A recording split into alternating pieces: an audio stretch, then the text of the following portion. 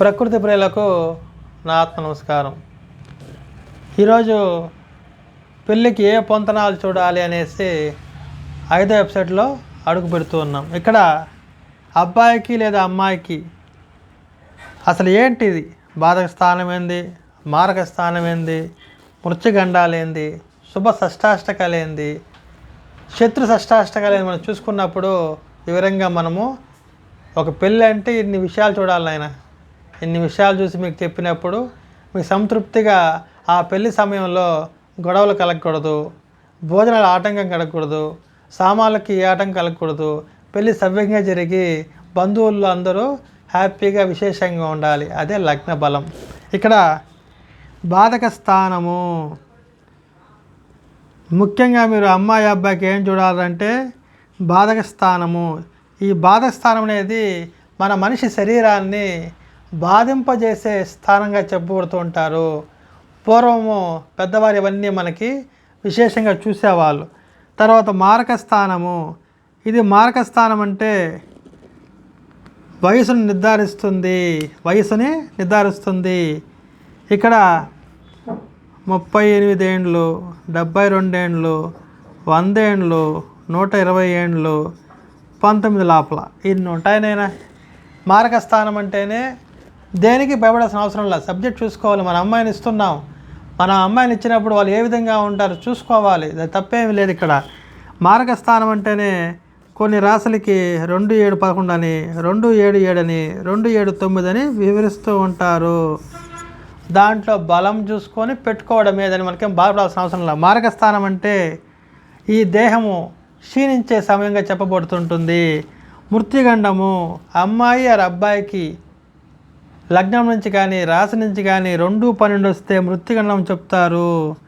ఇది వస్తే దయచేసి మనము అమ్మాయిని అబ్బాయిని ఇవ్వాల్సిన అవసరం లేదు. ఈ సంబంధం కాకపోతే ఇంకొక సంబంధము. ఇక్కడ శుభ షష్టాష్టకం ఇది ఖచ్చితంగా చూడాలి. నా పేరు పొందనాలు చూసినప్పుడు ఏముందిలే అనుకున్నారంటే అక్కడికి అయిపోయినట్టే. శుభ షష్టాష్టకం, శత్రు షష్టాష్టకము. శుభ షష్టాష్టకాలు పెళ్లి చేసుకుంటే అన్యోన్యంగా ఉంటారు. శత్రు షష్టాష్టకం చేసుకుని రోజు గొడవే, రోజు రాయటంకాయే, రోజు రచ్చలే, రోజు రంపులే, ఏ రోజు శ్రద్ధగా ఉండదు, ఎప్పుడు గొడవే. అమ్మాయికి అబ్బాయికి గొడవ. అందుకు దయచేసి శత్రు షష్టాష్టకంలో మనము బిడ్డని ఇవ్వకుండా ఉండదే మంచిది. తర్వాత మనం చూసుకోవాల్సిన లగ్న పంతనం. అబ్బాయి అమ్మాయికి లగ్న పంతనం ఏ విధంగా ఉంది? లగ్న పంతనంలో 4-10, తర్వాత 12-2, తర్వాత 3-11, తర్వాత 5-9. ఇక్కడ బోర్డు చిన్నది కాబట్టి మనం చెప్పుకుంటున్నాం. ఇక్కడ షష్టాష్టకం అనేది 6వ భావానికి 8వ భావము.